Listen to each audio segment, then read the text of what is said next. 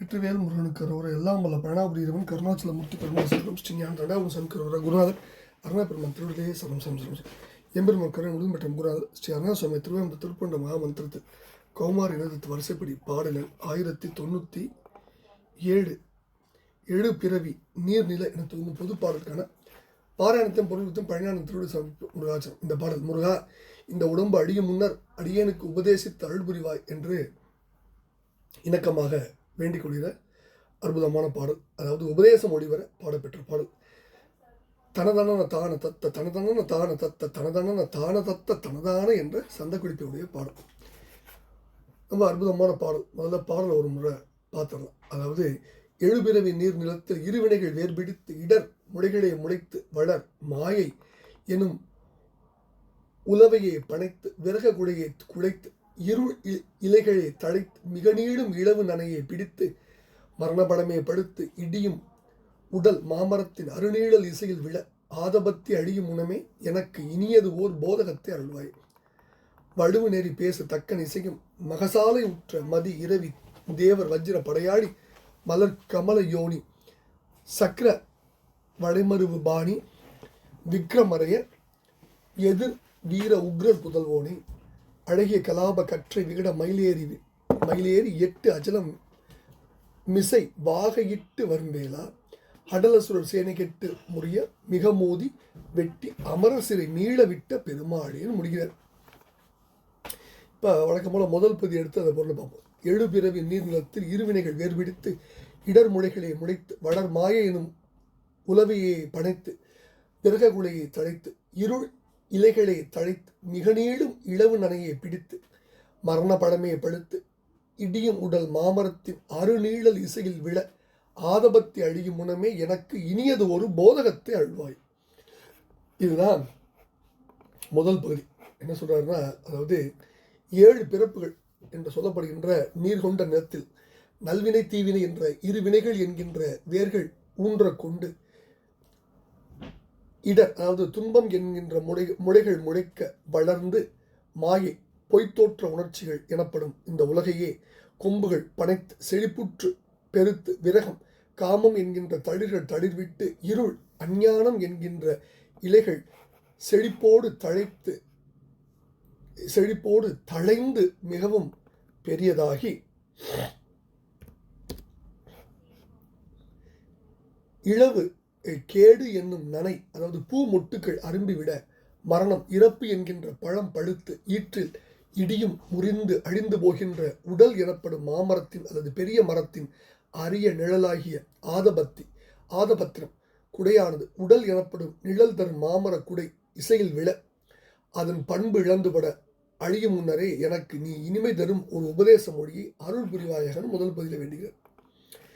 2வது பதில வழுவு நெறி பேச தக்கன் இசையும் மகசாலை உற்ற மதி இரவி தேவர் வஜ்ரபடையாடி மலர்கமல யோனி சக்கரவளை மருவு பாணி விக்ரமரைய எதிர் வீர உக்ரர் புதல்வோனே அழகிய கலாப கற்றை விகட மயிலேறி விட்டு அச்சலம் மிசை வாகையிட்டு வரும்பேலா அடலசுரர் சேனை கெட்டு முறிய மிக மோதி வெட்டி அமரசரி மீள விட்ட பெருமாடு.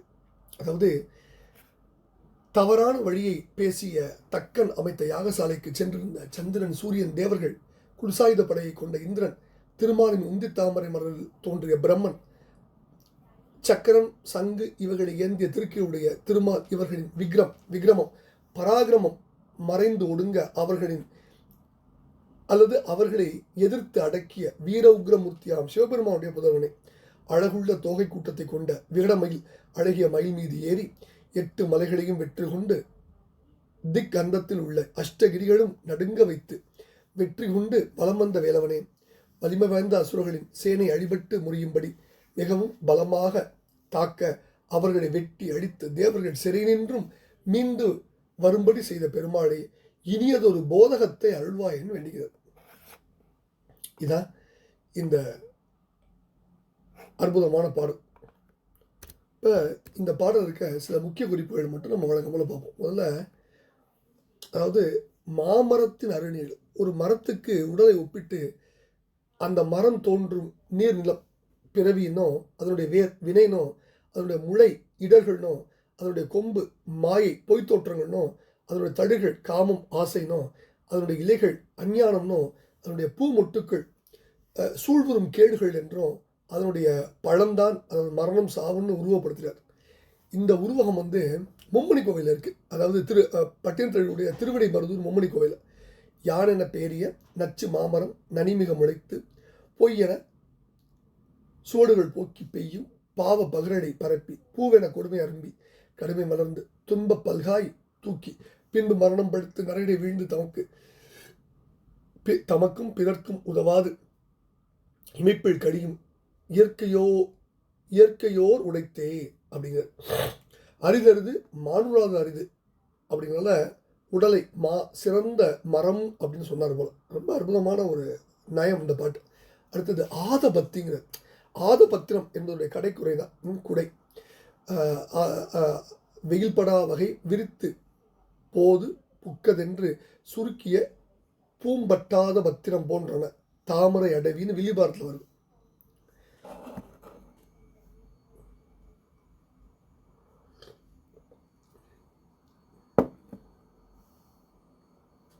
அடுத்தது இந்த பாடலில் தக்கன் யாகம் செய்த வரலாறு. அந்த யாகத்தில் தண்டனை எடுத்து ஏற்கனவே 2-3 திருப்பில் படிச்சிருக்கோம். அதையே இந்த பாடலையும் நம்ம குருநாதர் நமக்கு மிக அற்புதமாக நினைவில் கொண்டு வர்றார். சிவபெருமான இழுத்து பேசி யாகத்தை அவி கொடுக்க மாட்டேன்னு என ததிசி முனிவர்கிட்ட தக்கன் பேச அவர் என்ன புத்திமதி சொல்லியும் தக்கன் கேட்காதனால இந்த யாகம் அழிக தேவர் யாவரும் கேடுகிறன்னு அவர் சபித்தார்.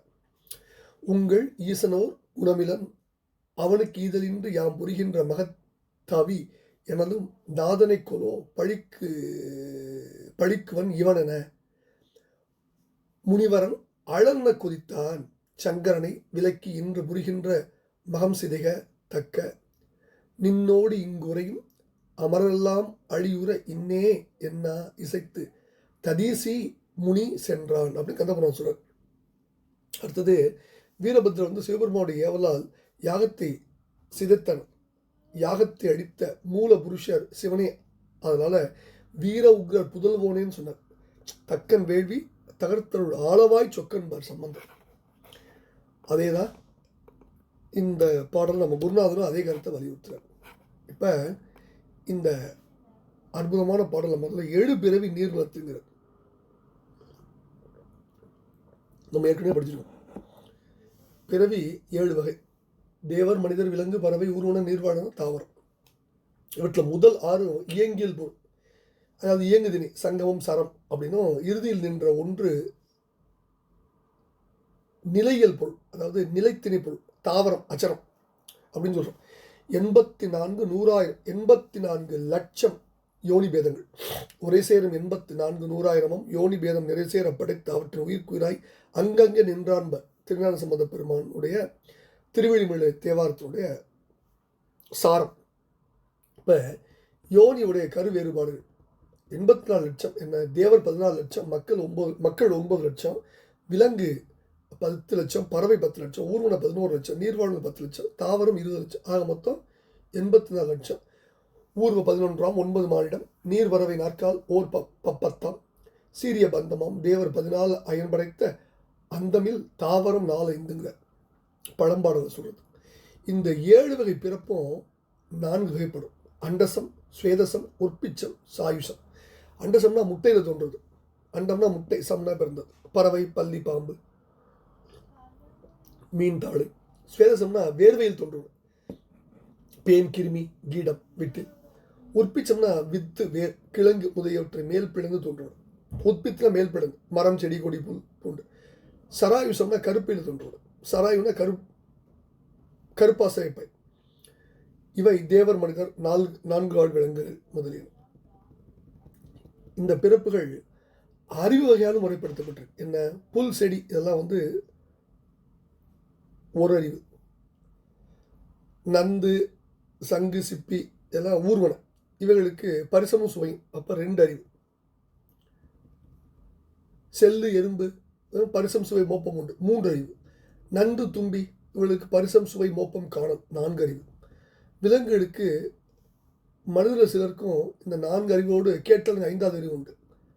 மக்களுக்கு 5 அறிவோடு நல்லவை தீவை பகுத்தறியும் மனம்ங்கிற 6வது அறிவு உண்டு.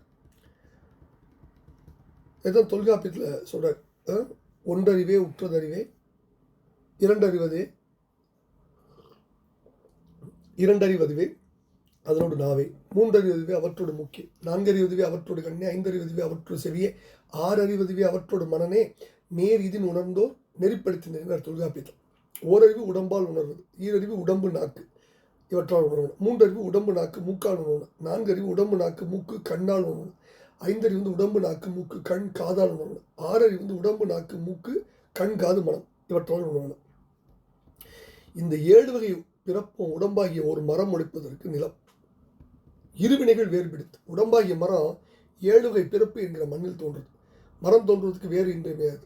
வேறின்றி மரம் இல்லை. இந்த உடம்புக்கு வேறாக நின்று இதை தோற்ற வைத்தது நல்வினை தீவினை இருவினைகள். அதுதான் நம்ம பட்டினா சொல்ல வினை போகமே ஒரு தேகம் கண்டாங்க. அருணைமுடிவன் சொன்னார், அறம் பாவம் என்னும் அரும் கயிற்றால் கட்டினார். அதாவது மணிவாசன் சொல்றார், குருநாதன் சொல்றாரு, இருவினையின் இடர் கலியோடு ஆடினார் அருணைமுனிவர். சரியா? இருவினையினால் வேர் அற்றால் ஒடிய இந்த உடம்பு நீங்காது. இடர் முளைகளையே முளைத்து, அதாவது வேர் பிடித்ததன் பின் முளை தோன்றும். இந்த உடம்பிற்கு துன்பந்தான் முளை. கருவுற்ற நாள் தொட்டு காலபாசத்தால் கட்டப்பட்டு உயிர் பிரியும் வரை துன்பந்தான். இதுக்கு பலதுன்பம் உழன்று கலங்கிய சிறியன் புலையன் கொலையன் புரி பவம் இன்று கழிந்திட வந்து அருள்புரிவாயம்பர் கனகம் திருண்ட திருப்புழல். மாணிக்கவாச பெருமா நமக்கு வர துன்பத்தை ஒரு பெரிய பட்டியல் போட்டு சொல்றார். பெரும் பாட்டது. அடுத்தது வளர்மாயை எனும் உலவையே பணித்து. மாயை தோற்றத்திற்கும் ஒடுக்கத்திற்கும் காரணமாக இருக்கும். இடர்களுக்கெல்லாம் காரணம் மாயை. உயிரை மயக்கி நிற்பது. இன்பத்தை துன்பமாகவும் இன்பமும் மாறி அறியச்சி. மாயை வெல்வது அறியுது. மகமாயை கலந்திட வல்ல பிரான்னர் முருகனை. மாயைக்கு சூட உணாதும்பர் திருச்சிராப்படித்திருப்போடு. மகமாயை கலந்திட வல்ல பிரான் முகமாறும் மொழிந்தும் ஒழிந்திலனே. அகமாடை மடந்தேர் என்றாயிரம் ஜகமாயும் என்று தயங்குவது என்பர். மாயை ஜன்மம் கிட மாயை விடா மூயடனை என்று முடித்திடுமோ கோவே குரமின் குடிதோல் புணரும் தேவே சிவசங்கர் தேசியனை என்பர் கந்தன். அடுத்தது விரக குடையை குடித்து. விரகம்னா ஆசை. இந்த உடம்பு அப்படிங்கிற மரத்தில் ஆசை என்ற தழிகள் கோடிக்கணக்காக உண்டாயிடும். தழிகள் தோன்றி முதிர்வதும் உதிர்வதும் ஆகவே இருந்துகிட்டே இருக்கும். அதுபோல் ஆசைகளில் பல உண்டாவதும் அவை நிறைவேறாமல் அழிவதுமாகவே இருக்கும். வாழ்வில் எண்ணில்லாத ஆசைகள் எத்தனை போகம் எதினும் நிறைவு பெறாது. மேலும் மேலும் பொருள் வேண்டும்னு அவா எடுது. இதைத்தான் அருளாளர் இல்லைன்னு சொல்கிறாங்க. தாய்மான சொல்லி சொல்கிறார், ஆசை சுழல் கடலில் ஆழாமல் ஐயா நீ நேச புனைத்தாள் நிறுத்தினாலும் ஆகாதோம்பர். இருள் இலைகளே தளித்து. இருள் என்ற அறியாமையை, இருள் என்பது அறியாமை, அதாவது ஆசையால் அறியாமை உண்டாகும். ஆசை என்கிற சூறாவளி வந்தபோது அறிவு என்கிற வான்பொருள் சிதறுண்டு போயிடும். இதுக்கு ஒரே ஒரு உதாரணம். சார், தன் மகன் மீது அளவற்ற ஆசை வைத்தான் தசரதன். ஆனால் ராமனுடைய ஆற்றலையும் அவனுடைய அவதார நோக்கத்தையும் அறியாது கேட்டான். ராமர் காணகம் புறப்பட்ட போது அவருடைய அளவற்ற ஆற்றலை உணராது உயிரெடுத்தார். மிதிலையில் மன்னர்கள் யாராலும் எடுக்க முடியாத பெரியவில்லை எடுத்து உடித்த தன்மையை கேட்டோம். சூரிய குலத்தை 21 தலைமுறை கருவறுத்த பரசுராமன் ஒரு நொடிப்பொழுது என்ற திறத்தை கண்டோம். அவருடைய ஆற்றலை அறிந்தார்கள். இதற்கெல்லாம் என்ன காரணம்? ஆசை. ஆசை கொடிது கொடிது கொடிது மிக கொடிது. எல்லா பொருளிடத்திலும் அன்பு இருக்கணும். அன்பு ஒளிமயமாகும், ஆசை இருள்மயமாகும். ஆசையால் அறியாமை உண்டாகும். ஆசை தளிர் நிலையாக மாறுவது போல ஆசை அறியாமையாக மாறிடும். மிக நீளும் இளவு நனையை பிடித்து. இளவுனா கேடு, நனைனா அரும்பு. அப்போ என்ன அர்த்தம்? ஆசையால் அறியாமையும் அறியாமையால் பெருங்கேடும் உயிர்களுக்கு ஒன்றுக்கு பின்னா ஒன்று வரும். கேடுகளுக்கெல்லாம் மூல காரணம் அறியாமை. கேடு வரும் பின்னே மதி கெட்டு வரும் முன்னே முதுமொழியில். அறியாமை ஆகிய அரும்பு அரும்புது. விறகு பிளக்கிறவன் ஒருத்தன் ஒரு மரத்தை பிளந்த பகுதியில் ஒரு ஆப்பை வைத்து விட்டு நாளை வந்து மற்ற பகுதியை பிளப்போம் போனான். ஒரு குரங்கு அந்த மரத்தை வந்தது. பிளந்த கும்பலத்தினுடைய காலை நுழைத்துக்கிட்டு பெரும் செயல் செய்வதாக கருதி அந்த ஆப்பை அரும்பாடுபட்டு அசைத்து பிடுங்கி எடுத்து காலகப்பட்டு கொண்டு சொல்லவனா துயரமுட்டது. குரங்கின் அறியாமையால் இந்த கேடு வந்தது. இது பட்டினத்தாருடைய பாட்டு. நாப்பிழக்க பொய்யுரைத்து நவநீதியம் தேடி நலமொன்றும் அறியாத நாரியரை கூடி பூப்பிழக்க பொய்யுரைத்து புற்றிசல் போல புலவரான கலகலன புதர்வனை பெறுவீர் காப்பதற்கும் வழியறியீர் கைவிடவும் மாட்டீர் கவர்விழுந்த மரத்தோடியில் கால் நுழைத்துக் கொண்டே ஆப்பு அதனை அசைத்து விட்ட குரங்கல்வி போல் அகப்பட்டீர், கிடந்த உடல் அகப்பட்டீர், நீரே பரப்பட்டிருந்தார். மரண பழமே படுத்து, கேடுகுடைய சிகரம் மரணம், மரணமாகிய பழம் படுத்து விடுது. இந்த அரிய உடல் அவமே உதிருது. அதை நினைத்து அறிவுடையவர்கள் மரணபலம் படுக்கும் முன் இறைவனை நினைந்து அன்பு செய்து சிவானுபவம் பெற்றுவாங்க. திருப்பாதான் சொல்லுது, பொய் விளக்க புகுகின்றீர், போது கழிக்கின்றீர், புலைகுழைகள் புரிகின்றீர், கலகலை என்கின்றீர், கைவிளக்கு பிடித்து ஒரு பாழ் கிணற்றில் விழுகின்ற கழியர் என கழிக்கின்றீர், கருத்திருந்தும் கருதீர், ஐவிளக்கு மூப்பு மரணாதிகள் நினைத்தால் அடிவயிற்றை முறுக்காதோ கொடிய முயற்றுலகீர், மெய்விளக்க எனது தந்தை வருகின்ற தருணம் மேவியது ஈண்டு அடிவீரையில் ஆவி பெறுவீர் என்பார். மூப்பு மரணம் ஆகியவர்களை நினைத்தாலே அடிவீறு கலங்கணும். இந்த பிறவி தப்பினால் எப்பிறவி வாய்க்குமோன்னு உணரணும். இடியும் உடல் மாமரம், இந்த உடம்பு ஒரு மாமரமாக அடியில் உருவம் பண்ணுறார். மரங்களோடு உயர்ந்தது மாமரம், பலா பூக்காமல் படுக்கும். ஆளின் பழம் அத்தனை சிறந்தது இல்லை. மாமரத்தின் கீழே அம்பிகை இறைவனை வழிபட்டார். அந்த திருத்தலத்து காஞ்சி சூரபத்மன் மாமரமா என்றான். இந்த உடம்பு என்னும் மரத்திற்கு வேர் இருவினை அப்படிங்கிறது சிந்தனைக்குரிய ஒரு உருவகம். வேரால் மரம் நிற்கிற மாதிரி வினையால் உடம்பு நிற்குது. வினையாகிய வேர் அறுபட்டு போனால் உடம்பாகிய மரம் விழுந்துடும். அற்புதமாக அடியில் உருவப்படுத்துறார். ஆதபத்தி அழியும் முனமே எனக்கு இனி ஒரு போதகத்தை அருள்வாங்க. இந்த உடம்பு தீப்பட்டு அழியும் முன் இறைவனுடைய திருவுருளை பெறணும். இந்த உடம்பு ஒரு ஏணி போன்றது. ஏணியை கொண்டு மாடி மீது எழுதும்போது இந்த உடம்பு உள்ள போதே உடம்புக்குள் ஒரு முத்தமணி நாடி பகுதி பெற்றோம். அதான் அடிகள் இறைவனை இந்த உடம்பு அழியும் முன் அடியனுக்கு உபதேச அருள்புரியும் வேண்டார். அரும பெருமாற்ற உபதேசம் பெற்றவர் அன்னடிகள். தேனன்று பாகன்று ஒருமிக்க ஒன்றாமடி தெய்வ ஒழிக்கோன் அன்று எனக்கு உபதேசித்தது ஒன்று உண்டோ கூறவற்றோம்பர். வானன்று காலன்று தீ என்று நீ என்று மண்ணுமன்று, நீரன்று மண்ணுமன்று, தானன்று நானன்று அசரீரி என்று சரீரி என்றே மறக்கந்தலங்கத் மருவி நாயனி மருவி நாயனி அடிமையாமென மகிழ் மெய்ஞானம் அருள்வோன் என்பர். இருளுமூர்த்தி போல தலைநாளில் பதமேத்தி அன்புற உபதேச பொருளூட்டி மந்திர தவஞான கடலாட்டி என்றனை அருளால் உண்பர் திருப்புல அக்கணமே மாய துர்குணம் வேறாக அப்படையே ஞான உபதேசம் அக்கரவாய் பேசு சர்க்குருநாதா உன் அற்புத சீர்வாதம் வரவேன் என்பர் பக்குவ திருப்புல. வலுவு நெறி பேசு தக்க, இது முன்னாடி படித்தாச்சு. தக்கனுடைய யாகத்தில் சிவனுக்கு நடந்த சிவனை அவன் எதிர்த்து செய்த யாகம். அதெல்லாம் இந்த படம்லாம் படிச்சிடும்.